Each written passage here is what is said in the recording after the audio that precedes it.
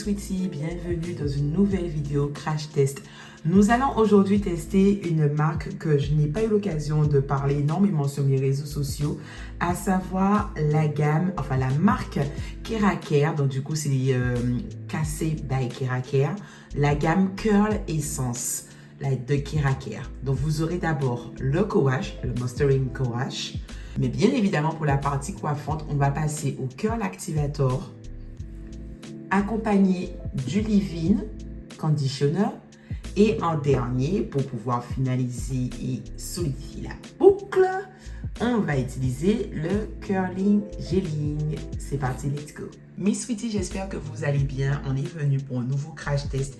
Et oui, la gamme Keraker. Alors à plusieurs reprises, on me l'a demandé en DM sur Instagram, en privé. Et tout le temps, je disais oui, je vais le faire, j'ai les produits, je vais le faire.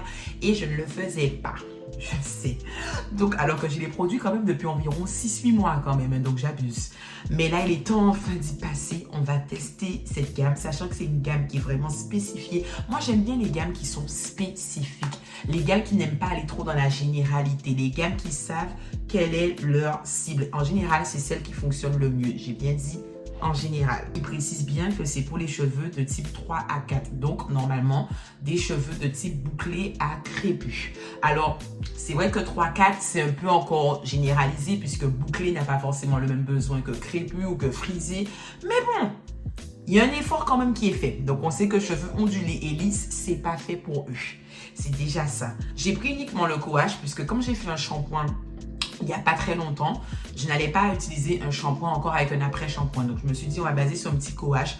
N'oubliez pas que le co-wash est l'alternative du shampoing, mais ne remplace pas le shampoing. Le co-wash va nettoyer en douceur vos cheveux sans abîmer l'écaille de votre fibre capillaire. Ça va retirer les impuretés superficielles. Par contre, ça ne va pas nettoyer en profondeur vos cheveux. Donc, ça permet d'espacer vos shampoings. C'est-à-dire que de faire un shampoing une fois par semaine, ça vous permet de faire votre shampoing toutes les 2 semaines puisque en milieu de ces 2 semaines, vous aurez le co-wash. Ou ça vous permet, comme mon cas actuellement, de pouvoir faire, de laver vos cheveux sachant que vous avez fait un shampoing il n'y a pas très longtemps. Je crois que mon dernier shampoing, il date d'il y a 5 jours, 4 jours. Donc, en soi, je n'ai pas de nécessité de refaire encore un shampoing sur mon cheveu. Le co-wash va suffire puisque je pars en week-end. Je veux avoir des boucles on flic. Donc, du coup, je veux retirer les produits que j'ai utilisés, mes produits qui sont sur mes cheveux. Puisqu'il faut qu'on fait une mise en pique, qu'on fait ses boucles. Il vaut mieux avoir un cheveu clean. Donc, je trouve que le co-wash, est la meilleure alternative. C'est parti, let's go!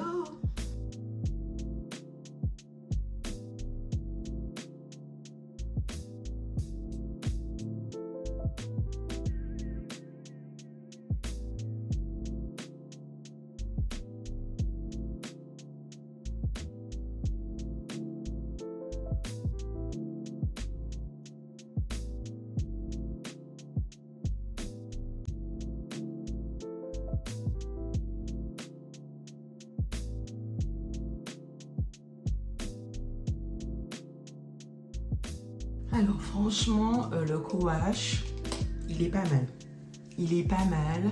Alors j'ai quand même une petite préférence pour les co-wash de Azayam parce que franchement, pour moi, ils sont rapport qualité-prix. J'ai pas encore trouvé. Ah, quoique il y a une marque que j'avais découvert en Guadeloupe qui était pas mal, qui était similaire, mais qui était du même ordre de prix que Azayam. Quoique peut-être moins cher, je me souviens plus. Mais en tout cas, le co-wash, il est bien, il a fait du bien à mes cheveux sont bien, ça a bien nettoyé. Alors, je trouve quand même que ceux de Azayam sont un petit peu plus nettoyants. Ils sont un peu plus nettoyants, ceux de Azayam, et de par leur texture, pénètrent mieux pour faciliter le démêlage. Mais ce n'est que mon avis propre. Voilà, après, ça ne veut pas dire que c'est pas bien. J'ai apprécié, mais j'ai une petite préférence pour celui de Azayam, qui lui aussi est à base de coco et tout. Donc là, on va passer au leave-in. Donc le leave-in a une texture très crème. Hein. Si vous regardez, c'est très crémeux. Sachez qu'un leave-in, parce que souvent les filles disent oui, mais il faut faire la méthode LCO, LOC et tout. J'ai même déjà parlé à maintes reprises de ces méthodes pour le wash and go et même aussi pour hydrater son cheveu, surtout le cheveu texturé, frisé à crépus. Mais il y a des leave-in qui parfois sont tellement hydratants et nourrissants qu'il n'y a pas besoin de mettre une crème derrière au fait. Vous pouvez directement passer à l'étape du gel ou de votre huile scellante. Mais par précaution, j'ai quand même pris le Curl Activator puisque j'ai trouvé quand même que même si la texture était crémeuse, je sais pas, mais j'ai pas l'impression que ça soit assez riche pour mon cheveu. Peut-être que c'est juste une impression, une fausse impression. Hein. Mais bon, en tout cas, on m'a fait comprendre que je pouvais très bien utiliser le leave-in avec le Curl Activator, qu'il n'y avait pas de souci. Donc, c'est ce que je vais faire.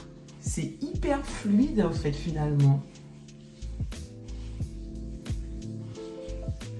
Ouais, c'est fluide, hein. C'est fluide, hein. Alors, je vais pas non plus en mettre des tonnes parce que j'ai quand même 2 autres produits à placer dans mes cheveux. Mais ça a légèrement réduit l'effet spongieux. Après, bon, le leave-in, il a pour but de démêler et d'apposer un soin. C'est pas lui qui va définir les cheveux, sauf si c'est marqué. C'est pas indéfini sans le leave-in. Le leave-in, franchement, c'est un après-shampoing qu'on ne reste pas. C'est-à-dire que ça garde ça démêle. Ça permet de démêler les cheveux, de garder un petit côté soin dans les cheveux qu'on ne va pas rincer, qui va rester sur les cheveux pour protéger et continuer de gainer les cheveux. Et ça permet aussi d'apporter, bien sûr, de la brillance à l'activateur. Mon cheveu absorbe. Vous savez que mon cheveu absorbe. Là, lui, il est plus épais à la texture. Il est plus épais. Mais va-t-il réduire mes frisottis? Va-t-il réduire l'effet spongieux?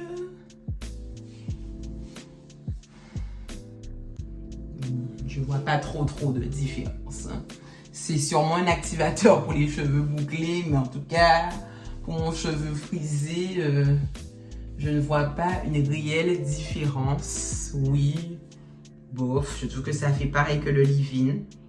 Donc, c'est pas wow. Donc, on va passer au gel. Sachez que les produits sentent très bons. Hein.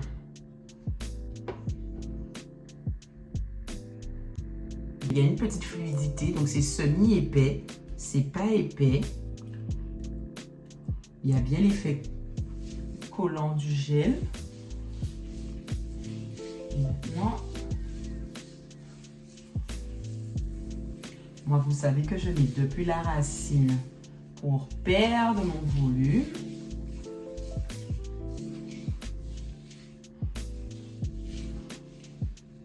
Là, je ne fais pas de finger calling, mais bon, vous savez déjà que la best méthode, c'est d'enrouler le cheveu pour pouvoir bien dessiner la boucle.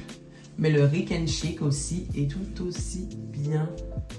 Le Rake and Shake aussi tout aussi bien. J'ai mis un petit peu trop de aussi dans ma phrase, non? Alors, ça définit et ça réduit. Mais je sens que ce sont des cheveux qui seront bouclés, mais très... ça me rappelle un peu le gel de Kinky Curly. Donc, je vais passer à toute la tête et on verra le résultat final. Voici le résultat sur mes cheveux mouillés. Donc, le gel est très similaire à celui de Pomegranate Honey de miel organique ou au pire celui de Kinky Curly, même si je trouve que celui de Kinky Curly est un petit peu plus définissant. Il me rappelle aussi celui, en fait, en termes de texture, il est semblable à ces gels-là. Il est semblable aussi à celui de Coconut Hibiscus de Sheer Moisture, celui aussi de... Oh, j'ai oublié le nom, Tropical Bliss, également celui de... Ah, pourquoi j'ai pas le nom là en tête? Celui des Secrets de Loli. Ouais, j'aurais plutôt dit des Secrets de Loli parce que quand même, miel organique, Camille Rose et Kiki Curly sont un peu plus définis. Enfin, je trouve qu'ils définissent, qu'ils figent un peu plus la boucle. Mais il me rappelle effectivement celui de Tropical Bliss ou sinon celui des Secrets de Loli. Donc on verra le résultat au séchage puisque bon, pour l'instant je vous avouerai que je ne parle pas forcément sur une note positive. Déjà j'ai dû mettre, je n'aime pas quand tu appliques des produits, ça me fait un effet moussant. Quand je mettais le gel, ça faisait un effet légèrement moussant avec le leave-in et l'activateur de boucle. Je devais mettre beaucoup de gel pour fixer mes cheveux. J'ai dû mettre beaucoup de gel. Bon, j'ai quand même pas mis tout le pot. Il me reste encore quand même 2/3 du pot, mais j'ai mis beaucoup de gel. Et en plus, c'est très salissant. C'est salissant. C'est très salissant. Donc, on va voir le résultat une fois les cheveux secs le lendemain et on va faire un débrief. Voici le résultat le lendemain. Je vous avouerai qu'au début, je suis partie très pessimiste parce que les gels qui n'ont pas forcément une forte texture, je ne suis pas plus fan que ça. Parce que je sais que mon wash and go ne tient pas longtemps, puisque mes boucles ne seront pas assez bien définies, assez fixées. Et donc du coup, je me dis, autant de temps à faire ma routine capillaire pour juste 2 jours de boucle, ça n'en vaut pas la peine. Mais franchement, pour un premier jour, je suis agréablement surprise. Alors je pense quand même qu'il faut que j'utilise le leave-in, le curl activator et le gel pour obtenir cette douceur, cette définition et cette brillance. Regardez comment ça brille. Ça brille, franchement. Je comprends pourquoi il y avait de bons retours sur cette gamme de Keraker. Je suis très très contente. Je n'ai pas d'irritation, je n'ai pas de sensation de gras que souvent certains gels justement de la même texture, du même type laissent. Rien. Je les ai légèrement étirés ce matin pour réduire un peu le shrinkage, bien qu'il n'était pas à fond comme le shrinkage que je peux avoir pour les gels à très forte tenue. Lui, ça allait, mais bon, je voulais avoir un petit peu plus de longueur et je ne suis pas déçue. Regardez, franchement, c'est pas mal. Je suis très très très contente. Il y a de la fluidité, de la définition. Il y a de la définition, Alors, il faut savoir que tous les produits de cette gamme ont du phenoxyéthanol. Donc, celles qui ne sont pas chaudes en termes de compo, qui cherchent franchement des produits qui n'ont pas des ingrédients qui sont potentiellement des perturbateurs endocriniens, allergènes, irritants, je ne vais pas vous envoyer vers cette gamme-là. Puisque vous avez dans tous les produits du phénoxyéthanol certains quaternaires qui sont faits des éléments qui vont permettre de lisser la fibre capillaire, de démêler les cheveux, sont réputés pour être de très forts irritants et certains des allergènes. Donc je ne vais pas, pour celles qui sont vraiment à la recherche de quelque chose de très healthy, quelque chose de 100% la nature, je ne vais pas aller vous orienter dessus. Mais après, celles qui cherchent de la définition, qui cherchent de la douceur, qui cherchent de la fluidité, qui cherchent de la brillance, ça peut être votre gamme. Alors par contre, je sais que c'est un petit peu onéreux, enfin un petit peu, je crois que les produits, je les avais achetés quand même entre 12 et 16 € si je ne me trompe pas. Donc c'est un petit prix quand même, c'est plus cher que Crème of Nature, African Pride, qu'est-ce que je peux vous donner, Activilon, c'est plus cher que Kerly Paris. C'est plus cher que ces marques-là. Mais après, bon, voilà, ça reste quand même de bons produits. J'aime bien le packaging. Je trouve qu'il est mignon. J'aime bien. Il est épuré. Je trouve ça très cute. Et est-ce que ça répond à pouvoir définir, hydrater les cheveux de type 3-4? En tout cas, pour un cheveu frisé comme le mien, ça fonctionne. Voilà. Dedans, vous avez bien sûr pour moi mes 2 huiles favorites, l'huile de ricin ainsi que l'huile de coco qui pour moi, en tout cas pour mes cheveux, ce sont les best. Ce sont vraiment les best. Il y a peut-être des filles qui vont me dire, je ne vais pas prendre les produits parce que bon, il y a de l'huile de coco. Les filles, très souvent, c'est tellement peu dosé dedans que vous ne le sentirez même pas. Le courage, comme je vous ai dit, il est bien, mais si je dois choisir un courage, je vais tout de suite aller dans la marque Azayam. Pour moi, en termes de rapport qualité-prix, ils sont imbattables au niveau de leur courage. Le curl activator est bien. Après, est-ce qu'il définit, il active vraiment les boucles? C'est plus le gel, en toute honnêteté, donc le curling jelly qui a défini et fixé mes boucles que l'activator. L'activator a plus été, je pense, une crème hydratante pour mon cheveu. Sur un cheveu bouclé, potentiellement, ça va activer les boucles. Mais sur un cheveu frisé, crépus, ça ne sera pas que l'activator, ça sera une crème, tout simplement. Le leave-in hydratant, oui quand même. Même si il paraît, à la texture, au fait, il est semi-fluide, on va dire. Donc, celles qui aiment des textures assez riches, peut-être qu'elles ne seront pas fans du leave-in. Mais bon, après, quand vous avez le curl activator à mettre ensuite, je pense que c'est pour ça, en fait, qu'ils n'ont pas fait une texture de leave-in très, très riche. Parce qu'ils se disent, mais si celles qui veulent mettre après le curl activator ou le gel, faut pas qu'avant, elles aient une crème qui soit trop épaisse, qui puisse trop, en fait, étouffer, entre guillemets, le cheveu. Donc, je suis pas déçue. Je ne suis pas déçue, ça va. Donc, si on doit donner une note globale, oui, un petit 8,5 sur 10 hein, quand même, parce que c'est une petite pépite. Hein. c'est une petite pépite. Hein. Est-ce que je rachèterais pour le prix? C'est possible. Potentiellement. Potentiellement, ouais. Potentiellement. En tout cas, si vous avez beaucoup de questions, n'hésitez pas à les mettre en commentaire. N'oubliez pas que dans la description de chaque vidéo, je mets la liste des sites sur lesquels vous pouvez trouver les produits. Si parfois j'oublie de mentionner quelque chose dans la vidéo, je le mentionne aussi dans la description. Donc, lisez la description. N'hésitez pas à liker cette vidéo, s'il vous plaît, mes chers sweeties d'amour que j'aime tant.